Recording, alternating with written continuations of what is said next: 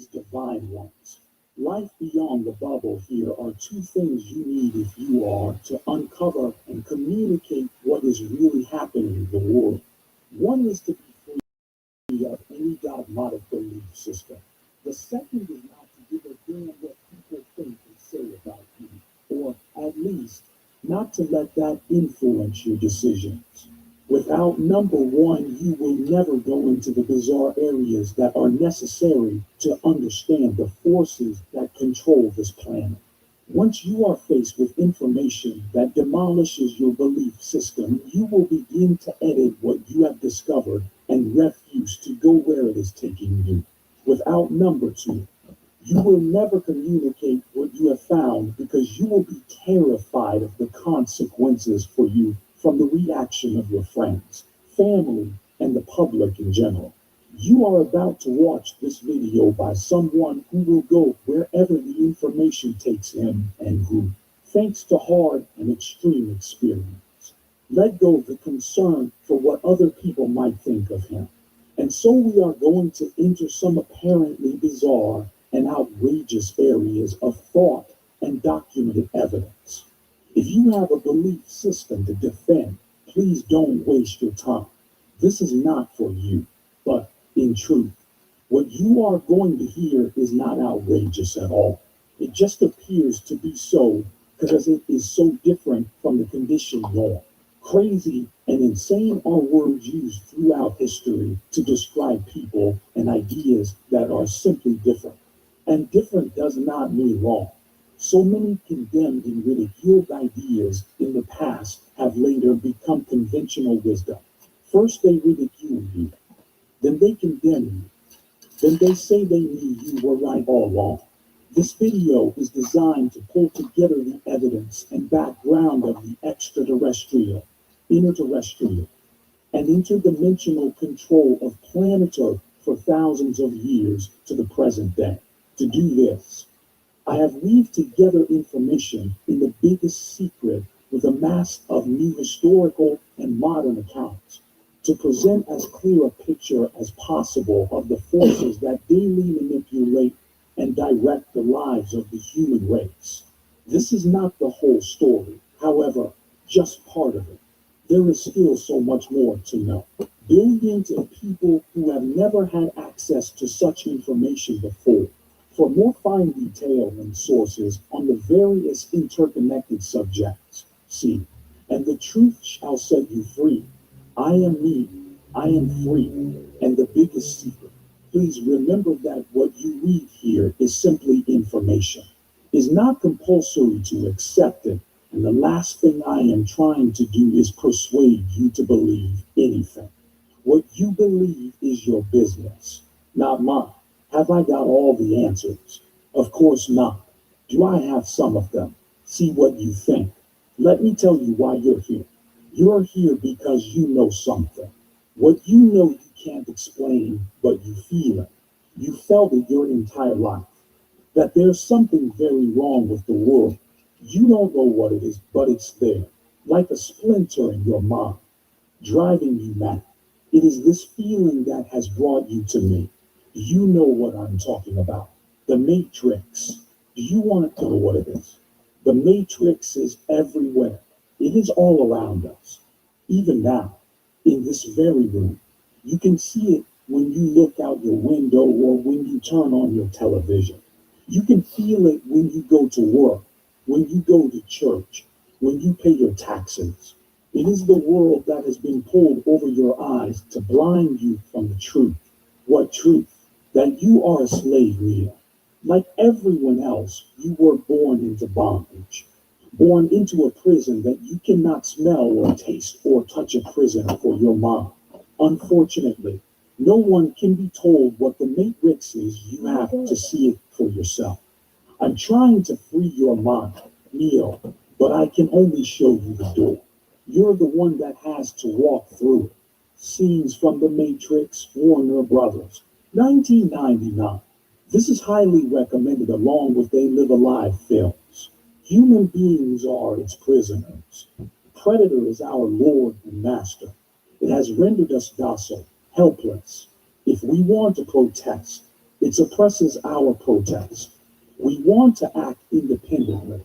It demands that we don't do so. I have been beating around the bush all this time, insinuating to you that something is holding us prisoner. Indeed, we are held prisoner. This was an energetic fact for the sorcerers of ancient Mexico.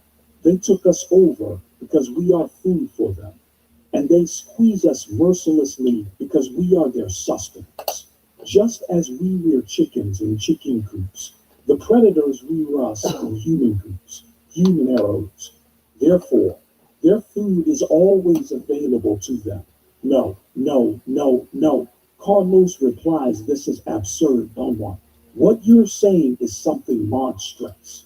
It simply can't be true for sorcerers or for average men or for anyone. Why not? Don Juan asked calmly. Why not? Because it infuriates you. You haven't heard all the claims yet. I want to appeal to your analytical mind. Think for a moment and tell me how you would explain the contradictions between the intelligence of man the engineer and the stupidity of his systems of beliefs, or the stupidity of his contradictory behavior. Sorcerers believe that the predators have given us our systems of belief, our ideas of good and evil, our social mores. They are the ones who set up our hopes and expectations and dreams of success or failure. They have given us covetousness, greed, and cowardice. It is the predators who make us complacent, routinary, and egomaniacal. But how can they do this? Don Juan. Carlos asked, somehow angered further by what Don Juan was saying. Do they whisper all that in our ears while we are asleep? No, they don't do it that way. That's idiotic. Don Juan said, smiling. They are infinitely more efficient and organized than that. In order to keep us obedient and meek and weak, the predators engage themselves in a stupendous maneuver, of course, from the point of view of a fighting strategist. Horrendous maneuver from the point of view of those who suffer. They gave us their mind. Do you hear me? The predators give us their mind, which becomes our mind. The predator's mind is baroque, contradictory, morose, filled with the fear of being discovered any minute now. I know that even though you have never suffered hunger, you have food anxiety, which is none other than the anxiety of the predator who fears that any moment now its maneuver is going to be uncovered and food is going to be denied through the mind, which, after all, is their mind. The predators inject into the lives of human beings whatever is convenient for them, and they ensure, in this manner, a degree of security to act as a buffer against their fear. The sorcerers of ancient Mexico were quite ill at ease with the idea of when the predator made its appearance on Earth. They reasoned that man must have been a complete being at one point, with stupendous insights, feats of awareness that are mythological legends nowadays. And then everything seems to disappear, and we have now a sedated man. What I'm saying is that what we have against us is not a simple predator. It is very small and organized. It follows a methodical system to render us useless. Man, the magical being that he is destined to be, is no longer magical. He's an average piece of meat. There are no more dreams for man, but the dreams of an animal who is being raised to become a piece of meat. Trite, conventional, imbecile, the plot any thousands of years ago, way back in prehistory. There was a highly developed civilization in the Pacific, which has become known as Lemuria or Mu. These peoples and others also founded another great culture on a landmass in the Atlantic, which we know as Atlantis. The knowledge that created these advanced societies, the knowledge that built the fantastic and unexplainable ancient structures like the Great Pyramid and other amazing sites across the world, came from the stars extraterrestrials of many varieties. Some were all blonde haired, blue eyed types, while others took reptilian forms. These and others came here from constellations like Orion, Draco, Andromeda, Lyra, and Boötes, and other locations like the Pleiades, Sirius, Vega, Zeta Reticuli, Arcturus, Aldebaran, and elsewhere. Australian Aborigines, African tribes, the Babylonians, and South American Indians are just some of the diverse peoples who claim ancient connections with such places. The reptilians are a tall, mostly humanoid type race, with snake-like eyes and skin, and they are connected to the classic greys with the big black eyes, which have become the very symbol of the egg. Often these various extraterrestrial factions battle for supremacy in the legendary Wars of the Gods. These technologically advanced beings were believed to be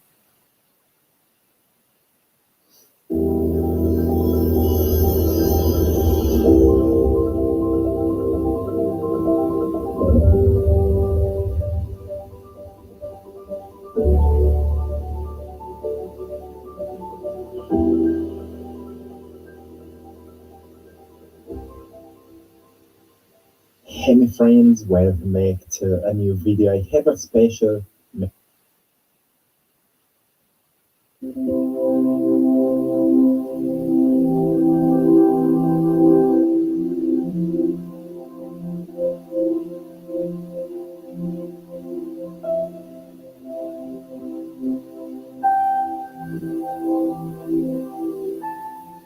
Welcome to our channel. Please share our videos on Facebook, Twitter, Pinterest with your friends. Do not forget to do like, subscribe and comments on our video. Love you. Much love. Wish you always luck in life. This message begin right now. Intense personal and planetary healing at this time, dearest and beautiful Earth angels. You are passing through a time of intense personal and planetary healing in the first moon cycle of this month. Please be aware that these are challenging times for you all, but the rewards will be great. So we ask you to persevere and know that you are being held in love and supported from the higher dimensions in love. We will speak first of the personal healing cycles that so many of you are now experiencing, and then we will explain how this relates to the greater planetary healing that is now underway. Because those of you who are part of the first wave of transitioners have worked so hard and held your energy, you have been able to release most of your present and past, and indeed future fears and anxieties, and been able to move your entire presence into the present or now moment. This is the final step. Your auras and energy grids are now undergoing a period of intense rewiring and rebalancing as you prepare to step into the new earth. The symptoms of this rewiring are as follows: extreme tiredness to the point of exhaustion. You are often filled with creative ideas, but feel unable to move yourself to carry them out. Be patient. The time will come. The exhaustion is the result of the intense work happening on other levels at this time. Anger. To many it will seem as though their lives have reached breakdown point. And indeed they have. For many this is associated with money and their employment. You are releasing beliefs from many past lives around money and survival. You are being taught that there is no real relationship between money and survival. For many this is a hard lesson. But you are coming back to an understanding of your right to survive and your right to be supported and loved. You do not have to work for these. They are your right as a citizen of the one planet and a member of the one heart. Relationship stresses. At this time many relationships will either be healed or will end. As the energy is brought back into balance, so everything that has been out of balance will be brought back into balance. This will be very apparent in relationships. Again, people will realize that they have a right to love and respect and will end relationships where these do not exist. Physical symptoms such as inability to sleep at night and tiredness in the day. Feelings of lightheadedness and being spaced out. Feelings of energy surges in the legs and arms especially. These are all symptoms of the rewiring process. Extreme sadness and wanting to cry. You are letting go of all your past dysfunctional patterns and the pain they have caused you. Also many of you will be assisting the planet in carrying this energy for others as well. Some will have episodes of extreme pain in their bodies. This is related to those places where the most healing has been needed. As the energy surges into these newly healed and rewired places, it is felt as pain. You will certainly meet yourself face to face in this period. Whatever patterns have followed you throughout your incarnations will be there for you to see. But this is not all negative at all. Many of you will suddenly realize and confront gifts and talents that you never knew you had. You will see parts of yourself that had been hidden under layers of low self-worth and negative thinking. You will see your true beauty emerging in this period as never before. You will begin to feel the love that has been there since the beginning as it emerges into your life in this period of healing and rebalancing. And know that just as you are experiencing this healing and rebalancing, so is the planet herself. There are tears in the interdimensional planetary fabric and distortions in the planetary wiring that have been created by humans who have attempted to abuse and misuse the cosmic power made available to the Earth for their own ends, which have usually included agendas of manipulation and control. But even this is being healed at this time, and the planet is returning to its state of balance. At first this will seem strange. Imagine that you have spent your whole life walking in an unbalanced, lopsided way, and suddenly you are walking up straight. It will seem strange and difficult. But when you become accustomed to this new way of getting around, you will see it is so much better and easier. Just know, dear ones, that for so long you have been lopsided and unbalanced, but now you are coming into balance. It is time to create a balanced planet with balanced people. A place where love and harmony and the teaching of the one heart at the center of all things can be established. We wish you love, peace and harmony at this time. Archangel Michael. Hello, my special friends. Part 1. Greetings, dear ones. I am Cryon of Magnetic Service. There used to be a time when my partner had to adjust within the first few moments of a channeling. But now I just jump in whenever it's appropriate. It's the way of it, and the practice of communicating with spirit pays off the more you do it, so the human being is asked to practice. I'm going to continue the teaching of last night about the soul. I only have a couple of more things to say about it, and you may have heard some of it before. My partner speaks of these things when he teaches, but I want you to hear it from me. So this becomes part 2 of what we call soul journeying. Now, just for clarity, the soul isn't journeying anywhere. The thing here is about you, who are journeying to meet it. It's about your cognizing what it is. Basically, it's you journeying to meet yourself. We have named it this way for a reason. It's not linear. You have to look at it backwards in order to understand the profundity of it. Before we begin, I would like to say that I know where I am, New Zealand. It's precious here. I've told you that there is a piece of Lemuria here. I've told you that Pleiadians are here. They fully represent the beauty of a benevolent race, one that is in ascension status and that is made up of your biological and spiritual seed parents. There are only a few places on the earth where I can say that.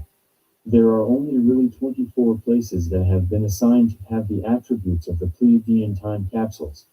They will eventually pair up, and you will understand the push/pull energy between them. That's how they work. There is not a singularity there, dear ones. It cannot exist even in 3D physics as you have conceived it. There's a node in New Zealand, and it's an important one because this is a piece of Lemuria. It is a previous home and existing one to those who helped you create the divinity inside you. The node is Mount Cook/Aoraki, and I'm just going to take a moment to say thank you for the ones who took the time to respect it recently and who focused on it. It says thank you in return. There's a lot to know about that, and as time unfolds and it gets paired up with its counterpart, I want you to eventually look at the energies between them and realize what they are for. Enough said for that. What is the human soul? I want to continue discussion of your journey to knowledge of the human soul. We call it a human soul because we're on earth with you and because that's what you call it. The soul is the creator. We've told you this before. Long before this earth was even cool enough to walk on, the soul existed. It would eventually be a part of you. It's eternal in both directions, past and future. Think about it. Before humans existed in any form, you had a soul. So with your 3D logic, do you understand why it can't be called a human soul? Let me take you on a journey. We ask this, where have you been? The core you, the soul? Who are you? Before the Pleiadians did what they did for this planet, where were you? Did you have anything to do with what came before life on this planet? Many spiritual leaders, experts in spiritual things of your earth, will tell you that everything started when you arrived. Really? That's funny. Let me ask you, did God arrive when humanity did, or was God here already? If your soul is part of God, then, indeed, you were here during creation. I want to give you some information that may make things bigger than anything you have been told. There have been many worlds before yours that have gone through what you're going through. The Pleiadians are the most immediately connected to you, and they are your spiritual parents. They did the work, and they continue to watch over you like parents would watch a child who has total and complete free choice of action without knowledge of their parents. There is benevolence, love, and caring. There's an awakening on this planet, and you've passed the procession of the equinoxes, which was the spiritual calendar set up for this test. You're currently in an energy that I foresaw and that I told you about 23 years ago, and here we sit. There's celebration in certain parts of the galaxy because of what is happening to planet Earth. Is that too big for you?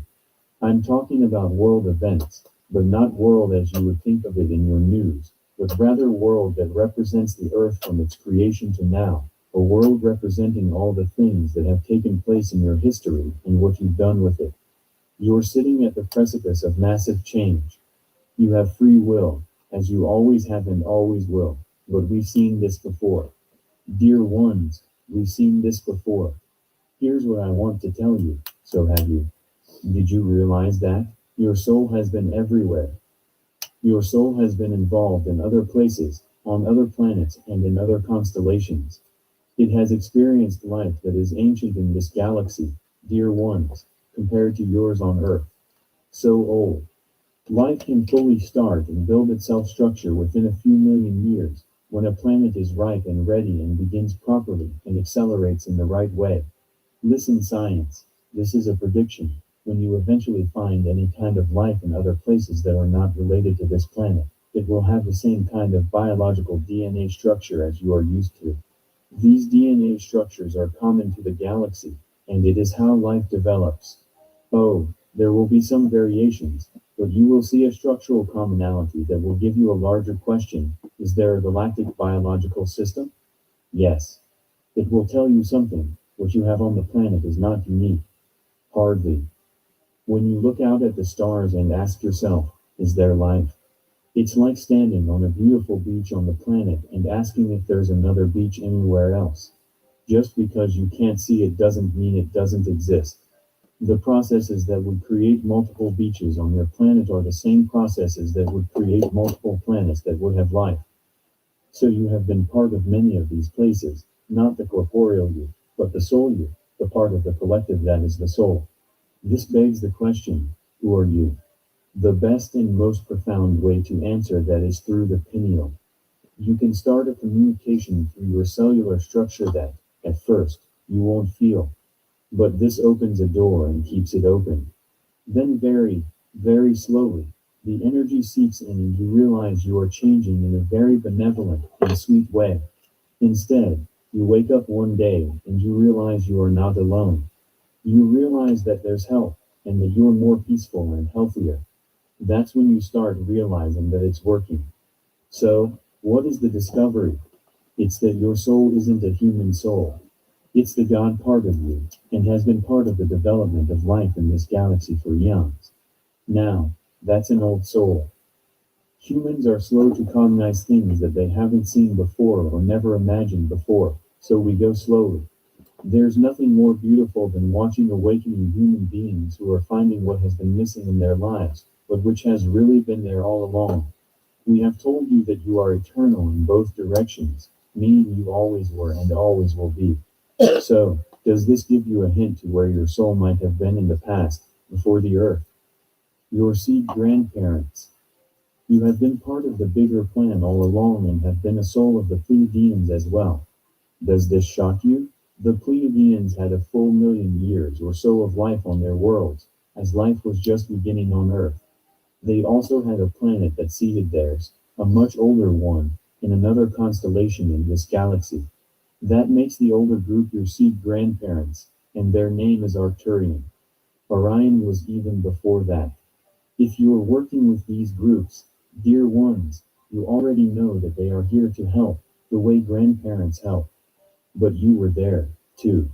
You really are star children in the grandest sense.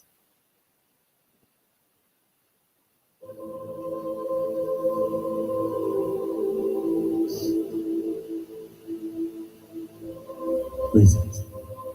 We are the Arcturian Council. We are pleased to connect with all of you. We are very much in favor of humanity choosing their own path. We do not feel that we have a better perspective than you do on what should come next for humankind. We know that there are a lot of predictions out there about what needs to happen before you can shift your consciousness. But this shift has never been about external factors. This has never been about what the sun is doing or what the planets are doing in your solar system and beyond. This has always been an inside thing, an inside job, and therefore, each of you are allowed to choose what comes next on your individual paths and what you want to experience as part of the human collective. The reason why you don't need to pay attention to predictions about an event or a certain flash is because there is not one future, and there is not just one Earth and one human collective. There are more than you can imagine, and you get to align with what feels best to you. You don't have to wait in anxious anticipation for what some higher dimensional being or collective says is going to happen, so you can decide when it's necessary to stop and to plant or build a shelter beneath the surface of the planet. You are the ones choosing the destiny of yourselves as individuals, and you are choosing consciously or unconsciously which version of the human collective you are going to join on its ascension journey. Therefore, we always advise you all to stop looking outside of yourselves, and we remind you that everything is inside you. Most importantly, your vibration is inside you. It's the part of you that tells you what you are aligning with. Do you want to align with a world that is very third-dimensional in nature, where there is a battle going on between the forces of good and the forces of evil? You can, if that's what you want. Would you rather align with the version of Earth and the version of the human collective where everyone is coming together, uniting, forgiving one another, releasing hate, and moving towards a higher level of consciousness as one unified whole? You can have that experience if that's what you want. And to us, that sounds a lot more like a shift in consciousness.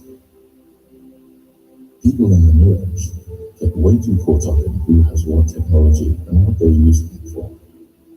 They get way too caught up in what's not being told to the public, and which pieces of technology are being held back from the average human.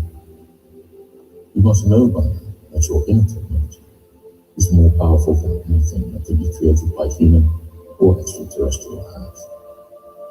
As awakened souls, you must know by now the power that you have within you to access your inner technology, to elevate your vibration, and to align with that version of Earth and humanity that you feel is most resonant with you and what you really are. So basically, what we are saying is, if something that you're reading, or watching, or listening to isn't about raising your vibration, loving, forgiving, releasing judgment and healing, then it's not important for you to have that version of reality as a part of your consciousness. You only need to focus on the version of reality that you want to experience. That experience is what you determine is the right one for you. So that's our recommendation. And we make it because we see so many falling into a more 3D type of mentality, and us versus them paradigm, and fear mongering disguised as spiritual wisdom. And we want to help. We want to help guide you back to your source, back to what is important to you and what is inside you, so that you can decide where you're heading next as an individual, and where the collective you are aligning with is headed as well. We will join you no matter where you go, and no matter what you decide. And we will continue to guide you, love you, and send you energetic downloads. As we also want you to know that you do have the power to choose. We are the Activity Council, and we have enjoyed the journey.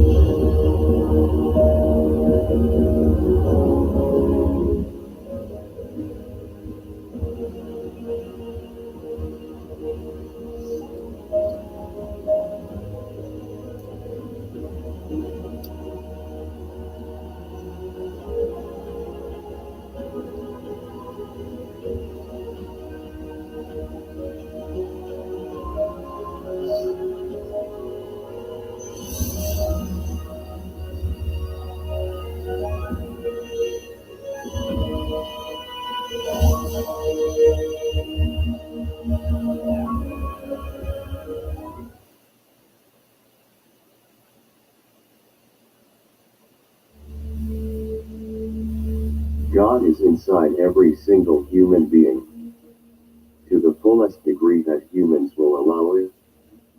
Instead of compartmentalizing your meditations, your prayer time, or your channeling, it is always there, always available. So it is not just a church experience. It is not a reporting on Sunday experience. It is a 24-hour, 7 days a week experience. As you sleep, there is a blessing of your dreams. And when you awaken in the morning, you feel it, and you know there is no switch to be turned by a human being.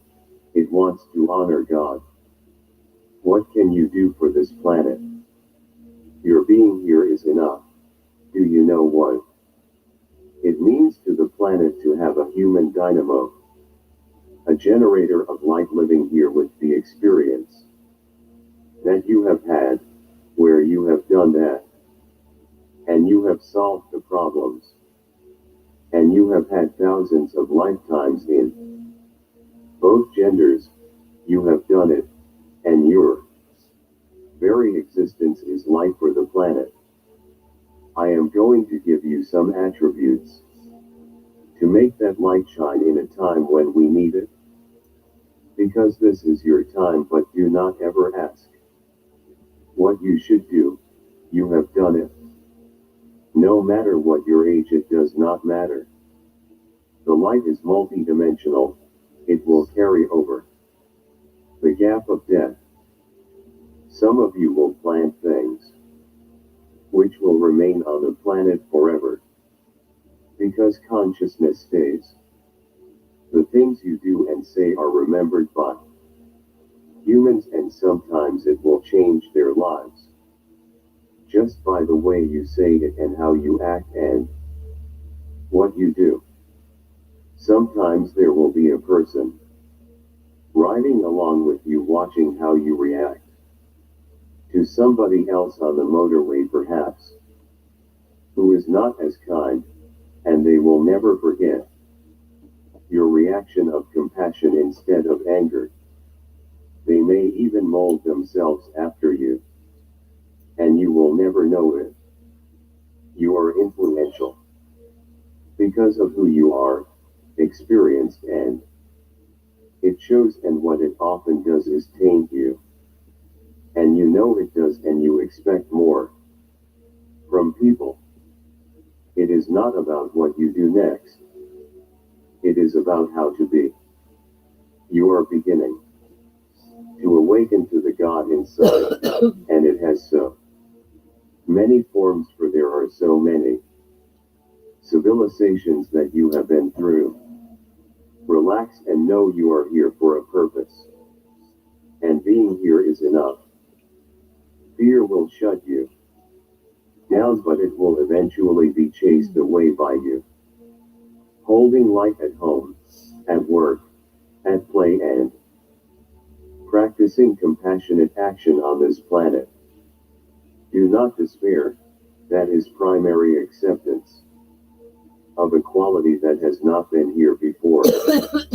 This energy is creating benevolence in all aspects of your life, your consciousness, and the change of it, and your belief of it, and your acceptance of it triggers things that have not been here before. There is energy now on the planet being flooded with light. There are actually entities and beings coming here by the tens of thousands at light speed, you might say, for your benefit, and you have no description for them, and there is nothing we have ever told you about them before. But it is not to change who you are. You have got help. You walk outside and step on the earth, and it is different because you are an old soul. Your free choice has given you an advantage for the first time of awareness of a new energy that is occurring, and this legion of light beings is going to start helping you in all things. There is more acceptance today from the general civilization of your shamanic energy and your compassionate spirit than at any time in human history. Believe in the benevolent source that is going to help you to your next step. You have never had it before. Start pushing on the doors that you think have been closed forever, and about what you might do, or what others might think of you, and you are now going to find acceptance. Do not be surprised if you say to your cellular structure, your Merkaba, to the God inside, I am changing. Hell will be attracted to this consciousness, and you are going to be lifted, and it is going to be easier. Do the hardest thing you can ever do. Go back and be with the relatives and be peaceful with it. Some of them know what you represent. That perhaps you left the fold, left your religion, left the belief system. They sometimes see you as odd and strange. That is changeable with compassion, because the action you have, which is compassionate, is what they will see. Do not tell them about crying. Do not tell them about the Pleiadians. Do not tell them anything. Show them love. Your compassion will do more for this planet, more than any other single thing. It is the light source.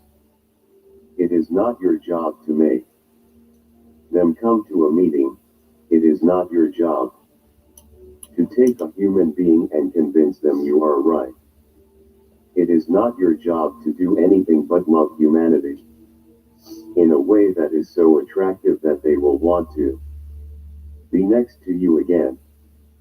And they will someday look at you. They will ask, what have you got that I do not have, that I have not been? You can tell them you have got inside without a doctrine perhaps, without a building perhaps. This is the army of light that is going to win this world. The actual truth is that consciousness is over physics and is always able to change it. Your compassion will be seen as a driving force of this planet. Compassion is the king. You are going to do more with your compassion than any channeler or healer. Sound, consciousness, and color, all these things have energies. Your consciousness with your voice speaking to your reality in your cells, saying the things you want them to hear. Do it in the first person, I am. Perhaps you should wake up in the morning and say, I am healed. I am getting a good night's sleep. I am pleased, and celebrate this day. Say every morning, I am pleased, meaning you are happy with your existence, and you are celebrating the day. Develop affirmations in the first person positively, and start saying out loudly, let your ears hear who you are. In your cellular structure there is data that has antennas out, just waiting to hear from the boss. Say, I am healed. I am benevolent. I am compassionate. I am happy in my existence. It is well with my soul. That is powerful. And everything you do along that line will collect light. You will start to change faster than you have ever changed before. Expect healing and change in your life. Let the proof of my words be in how fast this occurs, and you will know that a benevolent energy that is attaching itself to you is so good. God is going to get bigger for your light workers. Army of light. One more, and this is tough. It is out of your culture. It is out of your civilization. It is not in your tradition. I want you to start honoring your ancestors. I want you to be abstract, having no reference to material objects. Your ancestors are your spiritual family, and some of them are you in past lives. I want you to honor the process of ancestry. Reincarnation begets families who then become reincarnated. Some of them are your ancestors. You do not know their names. You cannot picture them. You do not even have photographs, but the concept is to honor those who came before you, some of whom are you, and do it every day. It is a return to the old traditions. It is honored by God. It is a way that your free choice is saying, I understand the system. It is beautiful. It is benevolent and I honor it. It could not be clearer, and we have not heard that from you in this society in hundreds of years. In the morning, in some place where you cannot be heard, say thank you to your ancestors for bringing you here now at this time. It is personal, and the point I wanted to tell you about is that the energy of the future is not about grandiose things. It is about you today. Think about these things. Be aware of them. If you work with this dear old soul, you will have results. I promise. If you have pure intent to make it work, you are going to see results. It is time to stop the worry of the drama. Stay away from what I would call voluntary negative attributes. This is negativity that you voluntarily participate in, and you may not even be aware of it. Does what is on television offend your heart? Then turn it off.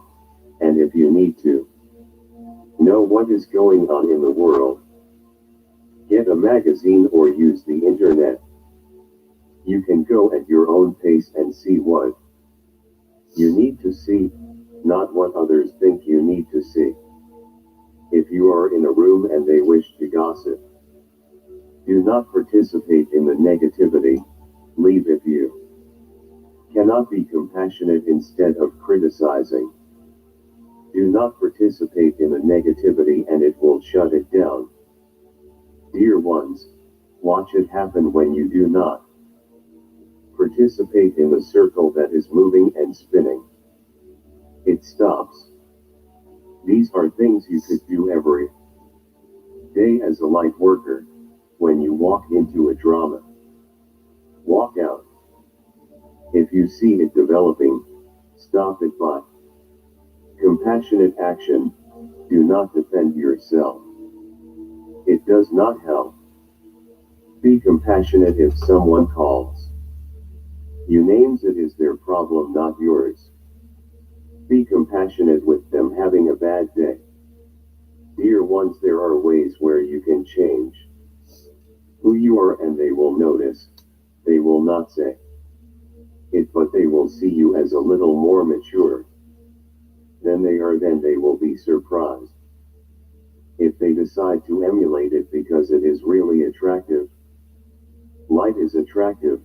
Benevolence and beauty is attractive more than ever before, and the old soul knows more about it than anyone on the planet as to how to make it work, and so it is. Crying in love and light. Peace be with you. Thank you for watching.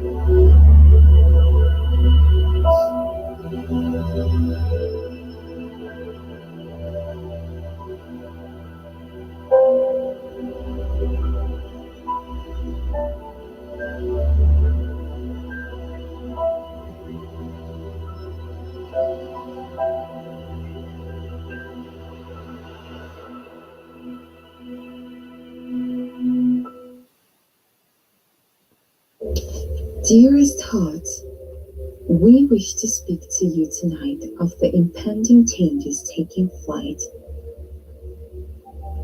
Dimensions merging, for you have waited so long in such an infinite fight for the worlds to become now right. So many of you have shifted the vibe. It is time to welcome you back into the light. That does not mean you have to leave your earthly vessels. On the contrary, you are welcoming your higher selves into the earthly plane to help you learn to love again.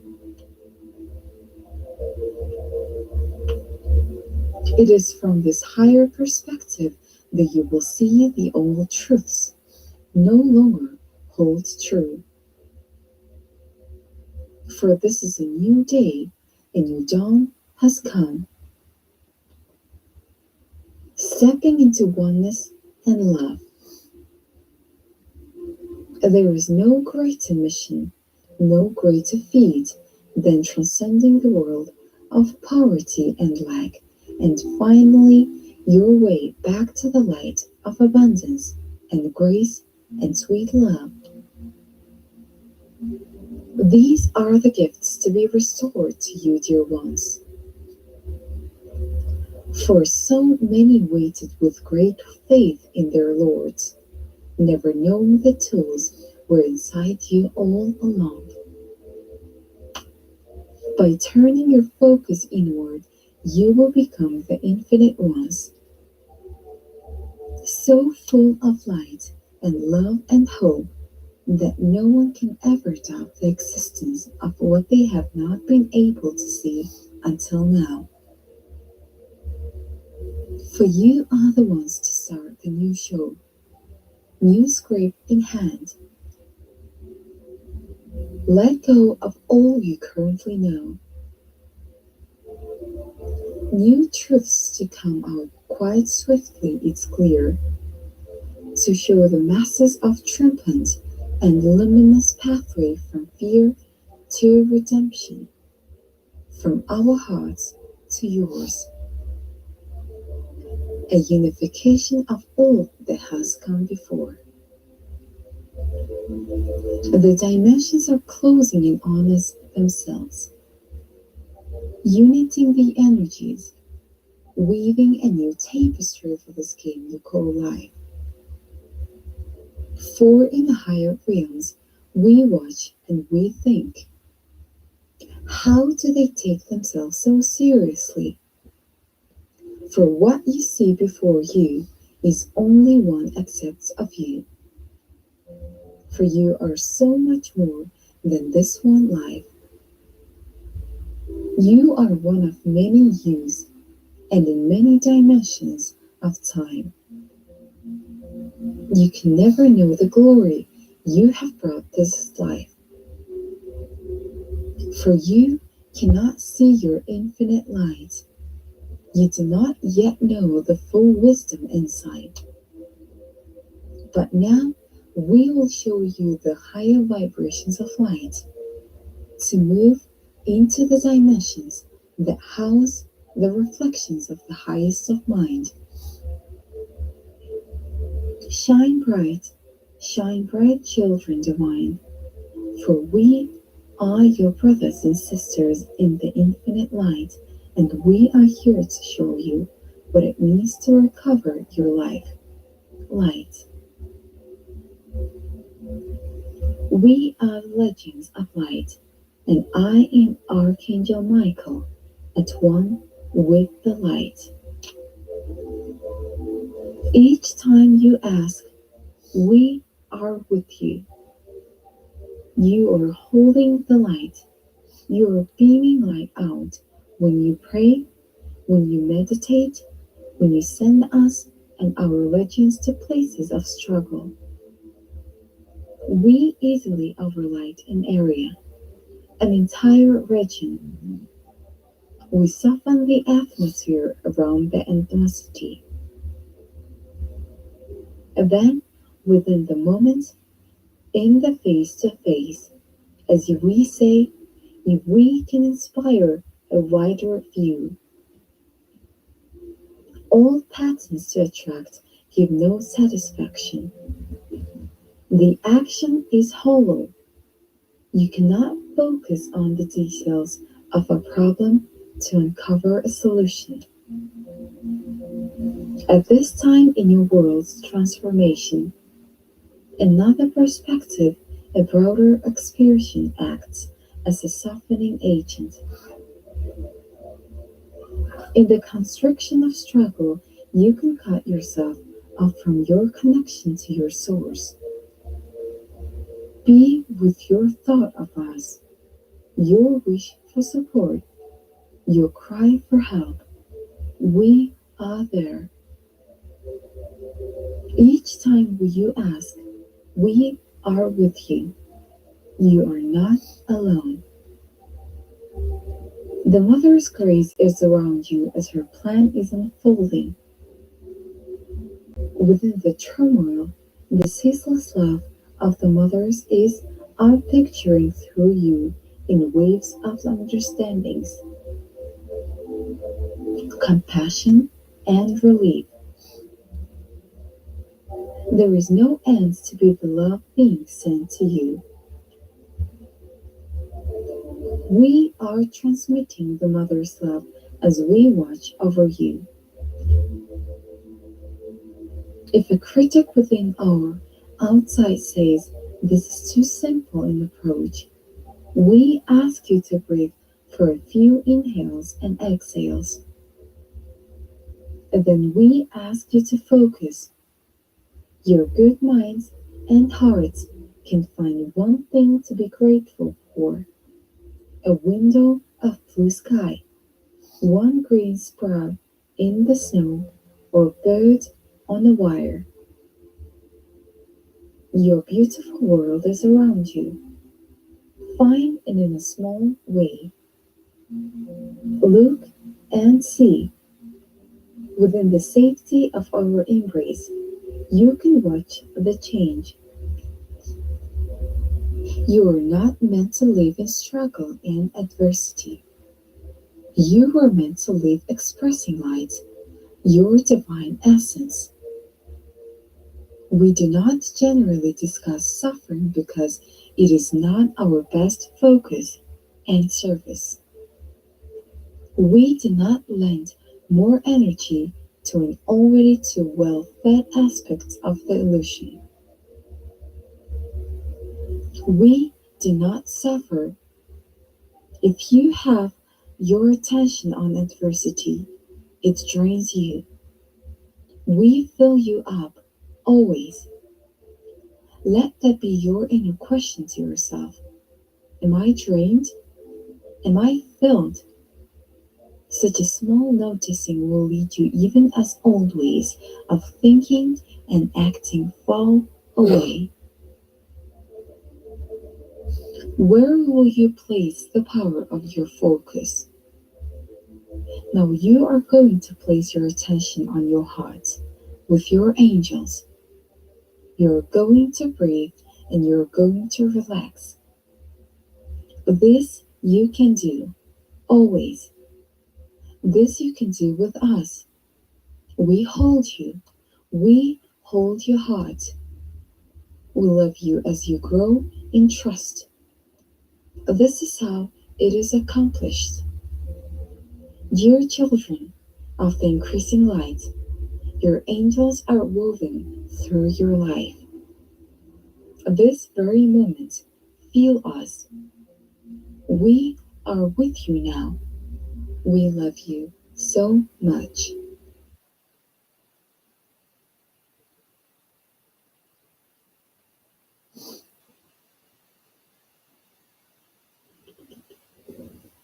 Greetings, dear ones. I am Brian of Magnetic Service. I am so aware of all of those souls, those eternal souls, listening, some watching, right now. The 4 teaching channels that will be presented this month all have a theme, and the theme is timing. Timing is such a huge subject and has so many attributes and levels. We've even spoke of this in the timing of your incarnations before in channels, but there's so much more.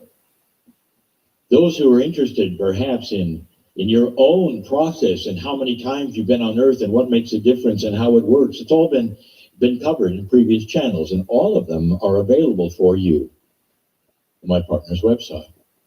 I told him many years ago, make all channels available. These four, slightly different. Some of the information has been presented, but we're putting it all together today.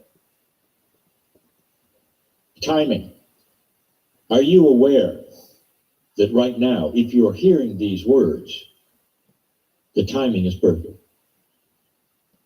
If you're hearing the words and you feel something that says, I'd like to hear some more, that's perfect. That's the energy that is being presented.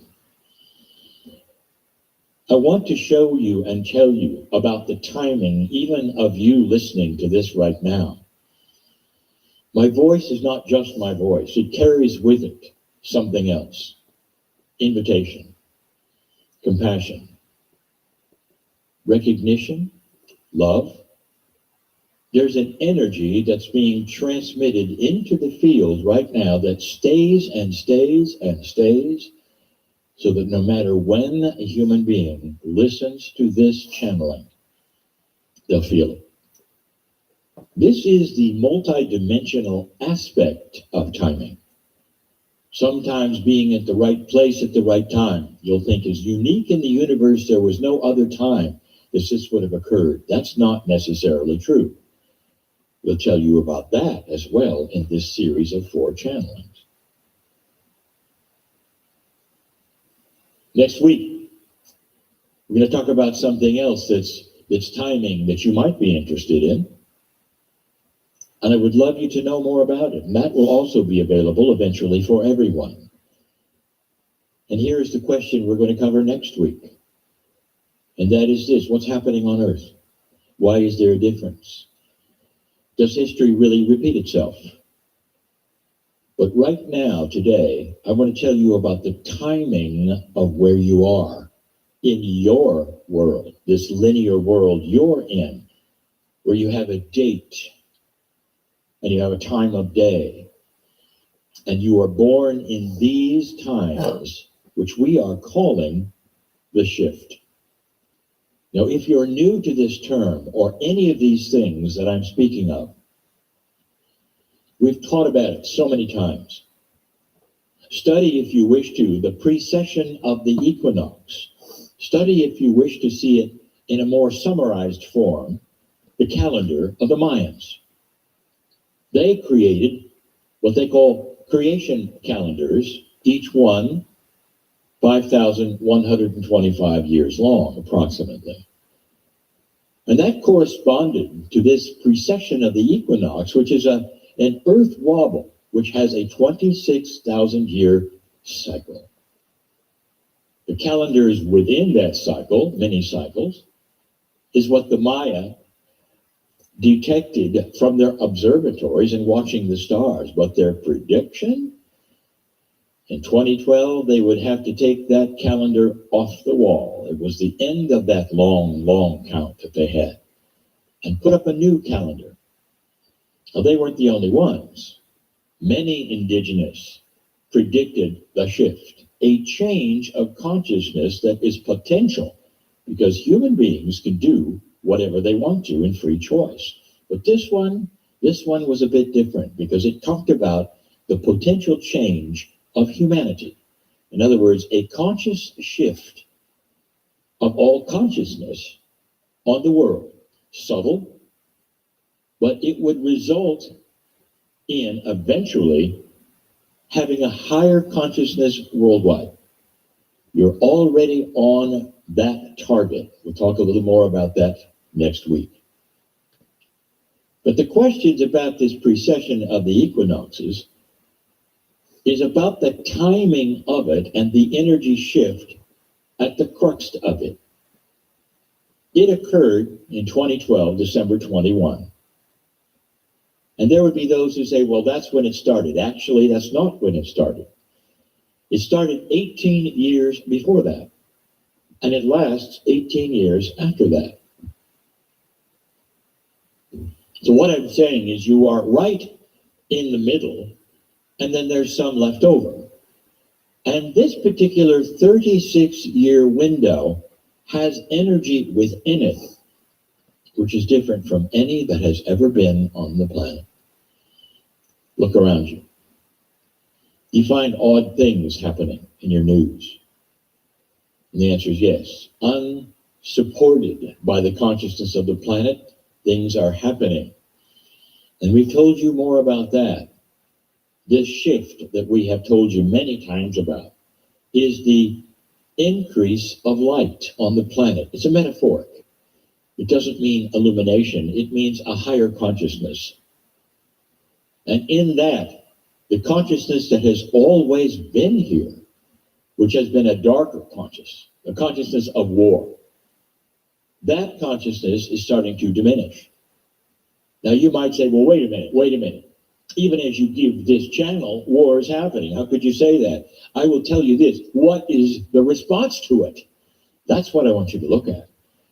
The darkness of low consciousness is still here on the earth, and it will flail, and it will yell and scream and do anything it can to keep the light from being here. Have you seen any of that? Have you seen something that looks like 1943 to you at this moment in time? And the answer is yes. And you see what I'm saying. Old energy on this planet, whether it's in governments or leadership or individuals, it doesn't matter. It's going to kick and scream when it sees light starting to come and change the ratio of light and dark, because all manner of things will occur. Corruption will be seen. Things that are inappropriate will be then seen and dealt with. Things that have always been there will start to change. Biases that have always been there, bigotry always been there, will start to be called out and have to change.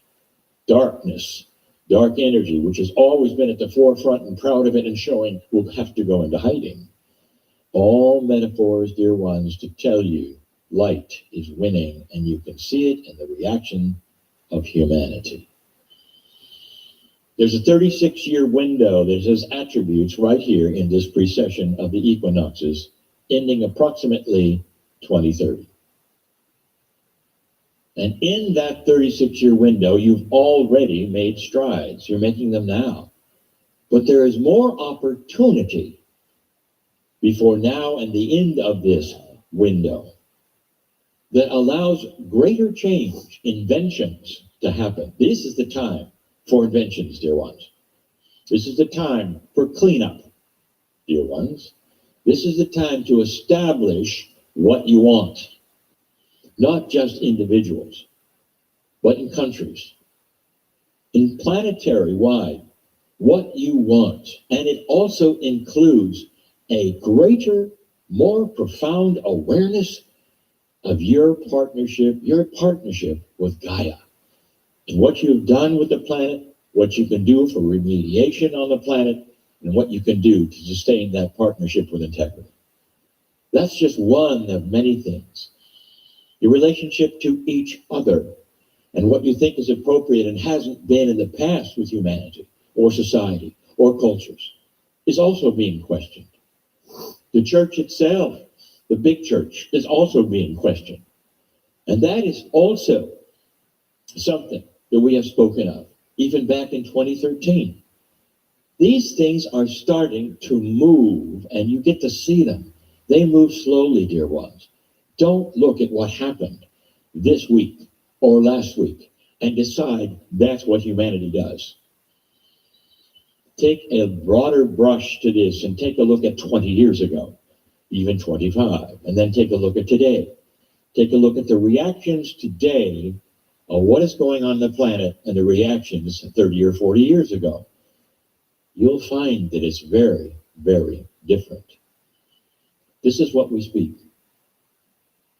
We encourage you to move on the things that right now intuitively you're processing.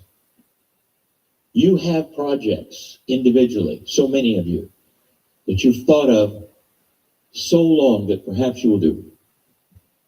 Or maybe you've even tried them in the past.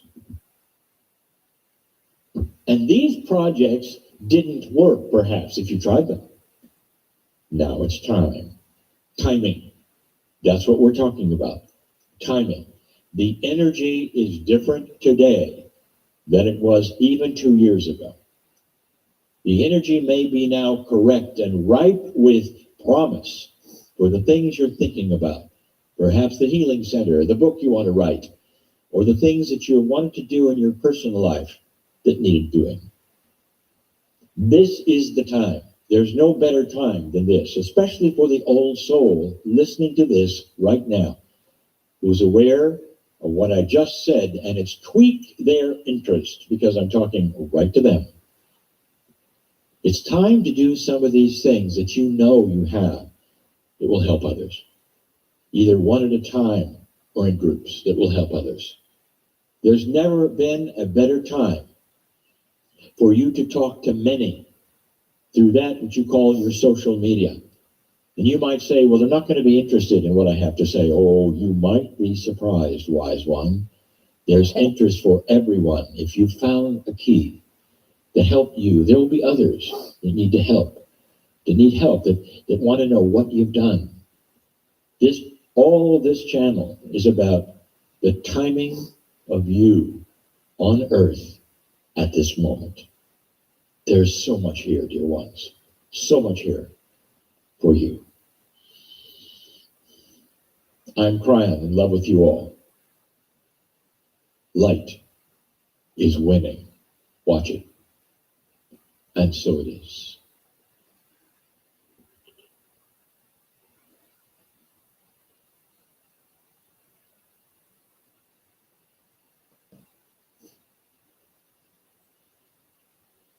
Greetings, dear ones. I am Cryon of Magnetic Service. All these messages, the last 3 of this month, all about love, and this one as well. This time I bring you a perception that perhaps you're not truly aware of. It is all about love. It's a beautiful, beautiful love. And yet so many of you miss it. You don't understand it. It's even controversial, even in metaphysical circles, because the idea that I'm going to present yet again, as I have had many times, doesn't truly get understood. You are a singular, 3-dimensional being. And what this means is that you tend to think in a singular way. There's one of these, there's one of those. Nothing is ever the same. There are no duplicates truly of humans or any of these things, that everything is unique and everything is individual and everything is whole the way it is. What if that was not so?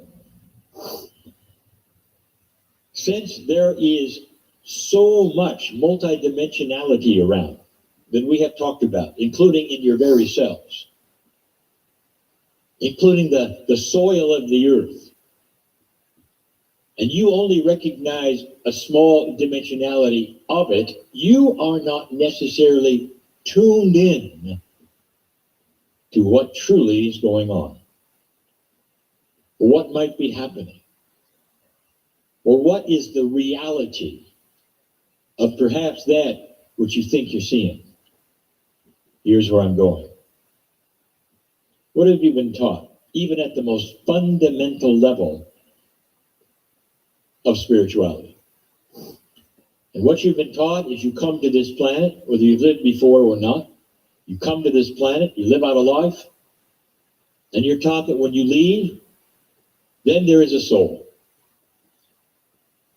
And it's separate.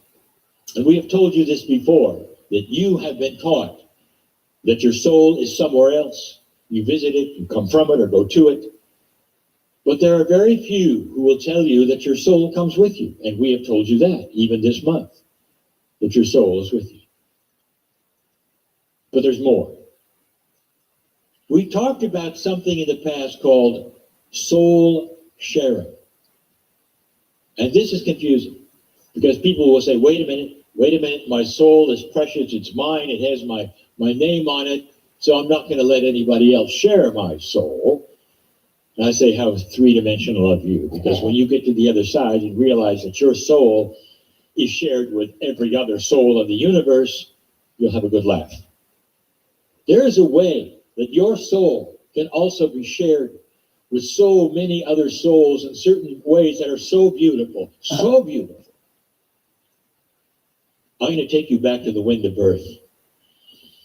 We've given this before. You're sitting there at some level with the souls of your parents, and you say, I'm coming in now, I've chose you, you're already on the planet, and I'm talking to your souls, and I'm going to go in just as we planned I would.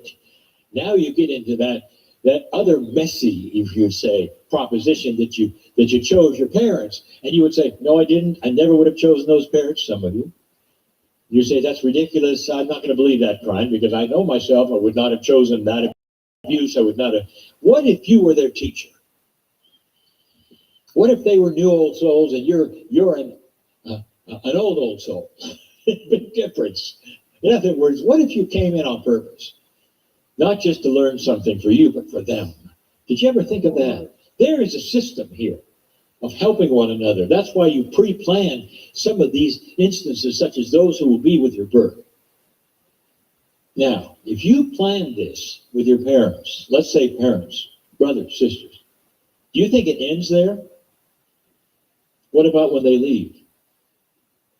And this is where it gets good. Here is what happens. I have told you many times, but there are those hearing this for the first time.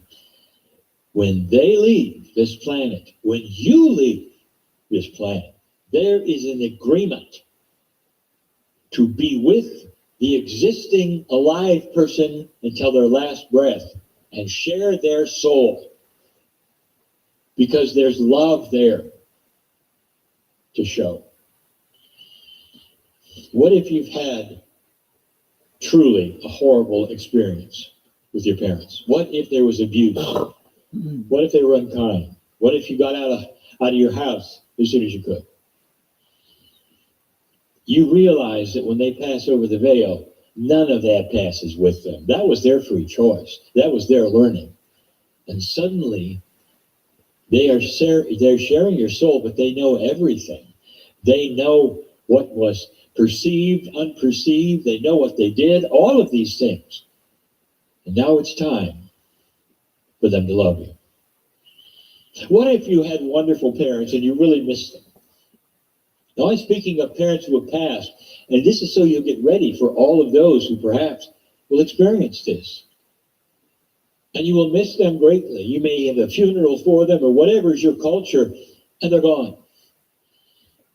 And there's grieving because of that. What if they were just beautiful, best friends?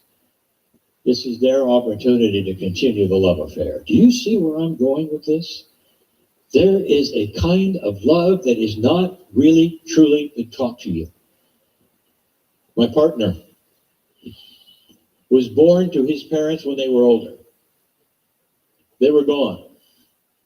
They were gone way too early in his life. He didn't get to know them as best friends, not really. So as he was beginning his 30s, they were gone. And yet, today, as a senior, he still feels them. It's not a memory. Dear ones, you can still smell them in certain cases. Are you aware of that? There's something there. Sometimes he'll feel his father in the room saying, good job, my son. Now that could be in the imagination, but it isn't. The souls of those parents have been with him in some form, sharing his experience, looking at him, helping him, loving him. I speak right now to those of you who have lost children. There is a grieving time.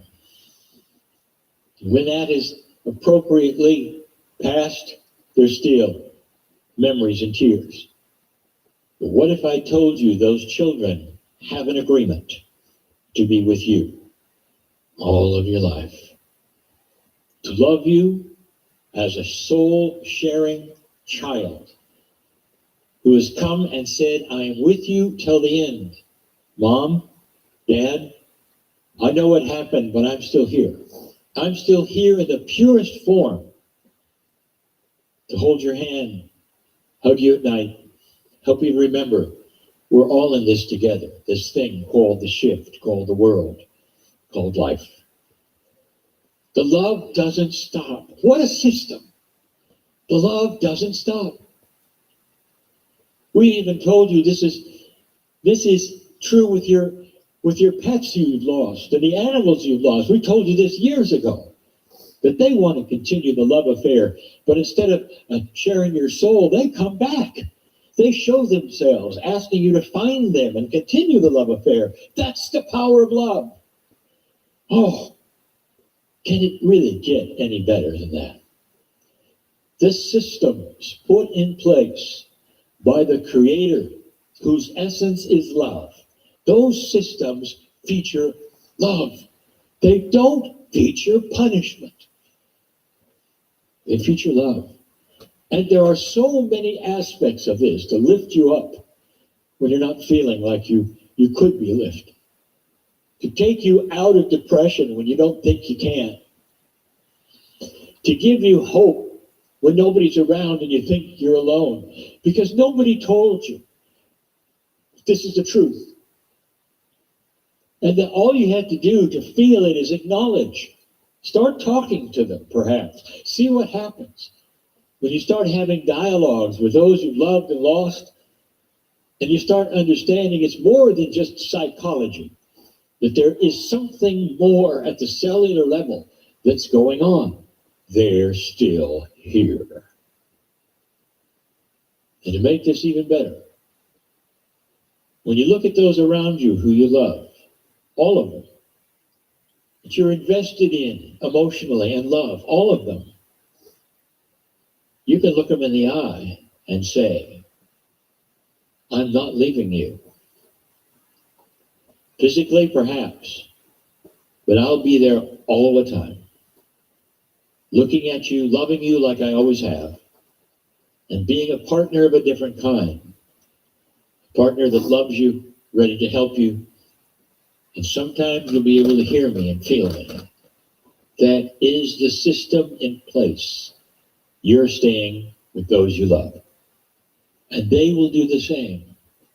This is a little reported system that comes with those who can understand more than they did before.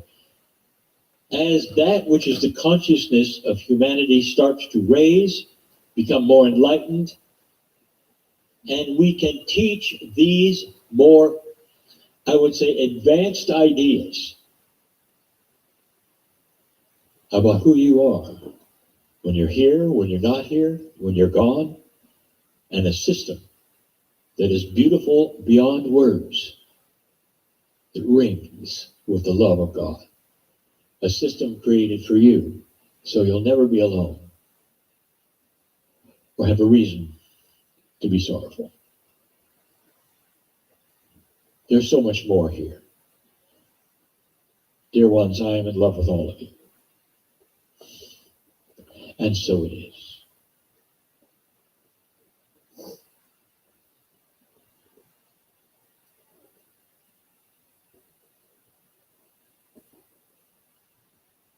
Greetings, dear ones. I am Cryon of Magnetic Service. This is the 4th channel of the month. And in this, we complete this particular series of what I have loosely called timing. We have done many channels on timing before. The ones this month we have said is a drilling down for some specifics of things that we have discussed in general before. There are so many layers when it comes to that which you call timing. The irony of that is that when you get to the other side of the veil, time is not what it is for you. Time is in a circle for us. And the circle becomes smaller and smaller until it becomes a dot, you might say. And though it still exists in some way, all time is in the now. So whereas you see it as a long, straight train track, and the train is you, you see a past, and you see a present, and you see a future. But let me ask you something. If that train that you see, that used to be in the past, and is traveling right now, and is going to the future, if you see that in your mind as a straight track, would you be aware that there is no now, because that train of yours is always moving from the past to the future? It never stops. So therefore, you have to redefine the now. The now is similar to us, always in motion, moving from one state to another. If you take that train that is a straight track and you move it into a circle and you make it smaller and smaller, then the train simply goes around the same circle.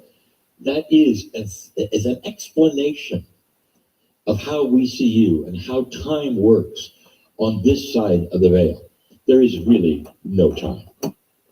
We see what you think is the past.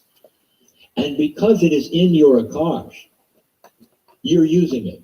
And therefore, it is in the now. Are you going to use that for the future? The answer is yes. And more things that you are learning every moment in the now. Therefore, that future is also part of the now. On that train that's in a little circle. I show you these things, even if you don't understand them, to set up a premise of a question. And the premise of the question is that you are far more powerful than you think. And the question is about reincarnation. Now, we have talked about reincarnation many, many times, and even the timing of it. Now, this is a little more specific, where it starts to ask a question. And here it would be, Dear Cryo, is it possible that we plan our future incarnations past just who were going to be our parents? That we actually plan on perhaps where we're going to be, or what might even be what we're going to do, or perhaps what will happen. Now you get into some very interesting esoteric questions. You have free choice. This also goes into that which we would talk about, contracts, plans. Every single one who would teach you, who has been around and has the wisdom of the karmic, akashic, and other energies regarding past and future lives, will tell you something. This contract you feel you have, or this plan you feel you have, has come right from the past. It's you before you got here planning your life. So that particular question is already answered in some way. But how specific can it be?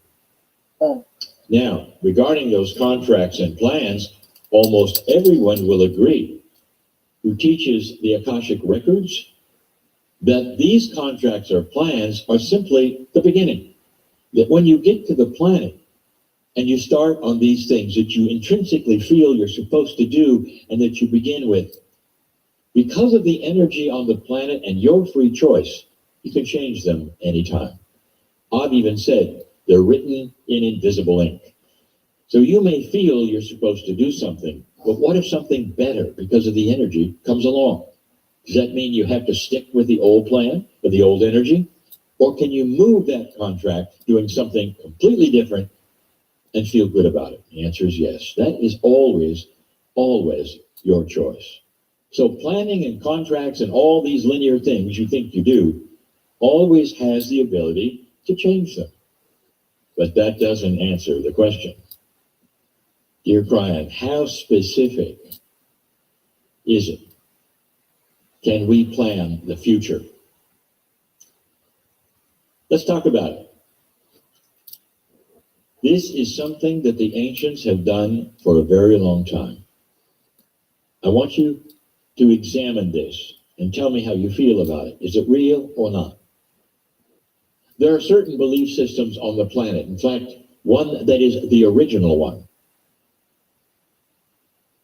And it measures its leaders and counts on reincarnation in order to have the wisdom continue for its teaching. And what I mean by that is that the leaders, perhaps, of this particular belief system know who they're going to be in the next life. They know their gender, where they will be. And then the puzzle is to find them so they can continue on teaching. So they fully recognize this idea of a school of Earth. But more than that, they see the wisdom of a shaman who is then continuing on, and they look for them in the next life. And in this life, that particular leader or shaman will say, look here in this city at this time, for this gender at this age, and that will be me. I'm coming back. And I will give you signs that I am me. How about that? So not only do you have a plan, you can tell people what you're going to do and where to look. This is not old news. Let's take a look at the record of how that's worked. Well, this particular belief system takes that individual when they're very young, 6 to 10 years old, finds them as they're supposed to, and then they'll train them. There has to be an intelligence there because they will send them overseas, so they will learn multiple language. They'll come back. They'll send them to high educational schools so that they will be wise and educated. And every time that has happened, those individuals have taken on that task and been very good at it, like they simply were remembering. What are the odds that if this was random, that you would have somebody who could do that? And that's what I want to show you. It works. Other belief systems that are similar to that have chosen the Rinpoches in the same way. They go to the village and they look for the children who are reincarnate Rinpoches. Those are leaders. And they train them and they teach them in the same way. This is a system of planned reincarnation, and it works. So let's go back to the question. How specific does it get? And the answer is as specific as you want. Dear one, old soul, listen to me. We have now new tools of working with the soul in this new energy that mimics even what the shamans were able to do so long ago.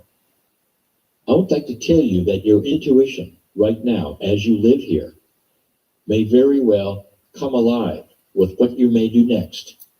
And what happens to you this time when you go to the other side of the veil will then temper what you do the next time. It's starting to be a lot clearer for many who say, I'm going to come back and I want to be in this culture or that culture. I want to do this and that. And that goes into the field, into that Akashic planning. It's almost like you are, again, giving a menu to what you will do next time. The gender you will be, where you will be, and what you might accomplish. And it could even be continuing what you're doing now. There have been so many cases where those creatives have done this, especially those in music, where they will come back into the planet and continue where they were. And someone will look at their work and their compositions and say, that looks a lot like an old master. You have the same phrases, you're working the same way. And they may wink at you and say, well, that's how I feel too. Great artists will come back and continue being great artists. Some will paint in the same way they painted before. This has always been the case. Some energies, especially those of creative ones and love, compassion, carry on to the next. Sometimes shamans will come back as shamans. It's more than that. Can you, as you sit there today, understand and think about the continuation after you're gone? What a concept. There are those who will roll their eyes and say, well, Brian, now you've gone a little too far. And I will tell you, just look at what has already been accomplished and what has already been done for hundreds of years in those places that do them and believe in them. That is also your gift. Now, in the circle of 12 tonight, I'm going to go further, much further, and I'm going to ask a question. Can you see the future of your own incarnation next time, and what you might do, and what your task might be? Not the one you plan. Can you actually see yourself doing it? That would then perhaps even void out, can you control the future or not? We're going to discuss that in just a little while for the circle of 12, for the members. Everyone can hear these channelings. They are complete as they are. Sometimes we'll give a little more into the circle of 12. That's why it exists, to help you understand yourself and your healing and how magnificent you are. And so it is.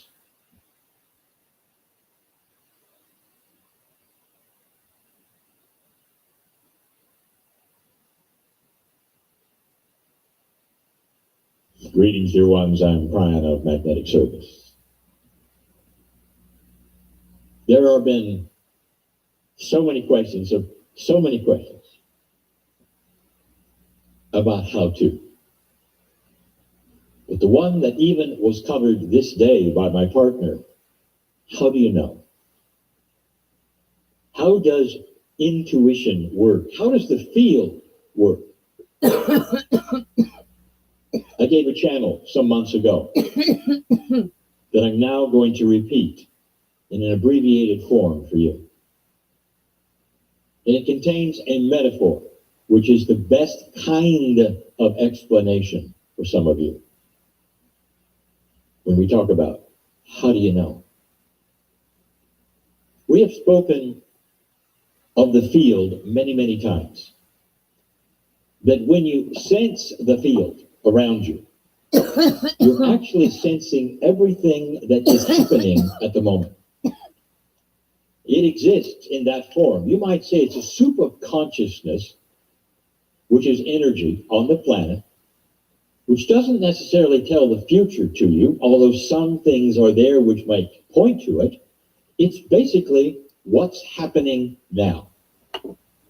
Think of it as all the thoughts of all the humanity, and that somehow the ones that perhaps would pertain to you, your life, your family, are also available through intuition.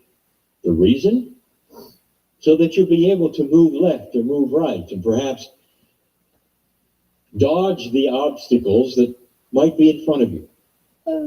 Those obstacles and the things that perhaps would be pitfalls to you. Did you know that there's intuition that will push you out of the way of them? We have told you before that a light worker does not have to depend on luck, ever. Because you have the ability to change your reality by sensing the field. Those who have been doing this for years have friends who will say to them, boy, are you lucky. Luck has nothing to do with it. It is you tuning in. Question today, there is so much out there. How do you know? What works, what doesn't, what's right for you? My partner, he explained a portion of it. Let me give you the full story. There are those who don't like this, who don't like the idea that you're going to trust something completely and totally invisible. You'd rather have a person in front of you giving you advice, because they're wise old souls, and they may actually have wonderful advice, but they're not connected to the field like you are. They are connected to the field for them. You have the ability to read for you which direction to go. Both reality direction, that is, you pick yourself up and go left or right, also decisions you might make, directions in your life. Isn't this the crux of almost everything? Should I or should I not? I have equated all of this to something that some of you are very, very familiar with. Something on the planet that you deal with and have been dealt with forever. I want to point to those who sail the oceans. Not just those who sail the oceans, but the ones from the past,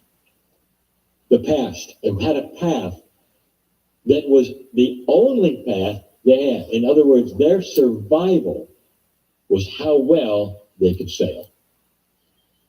It wasn't something they did on the weekends. It wasn't for fun. It was in enormous ships that carried not only themselves, but others that they were in charge of and responsible for. Cargoes that had to make it to a certain place. And they had to read the wind. So we're going to use the metaphor of the wind as the field. A sailor has some very interesting choices and some difficult kinds of things to do. Let's say that he wants to go straight ahead. And straight ahead is where the port is that he needs to be. He takes all of his measurements, he's got his compass, he kind of knows where he's going. In fact, there's no question of what he's supposed to do. But he needs wind to get in there. Now, in an ideal world, he would simply set his rudder for that port, set the sails at the right angle to catch the wind, and sail right in. But it didn't ever work that way, because the winds, they seem to shift around a lot.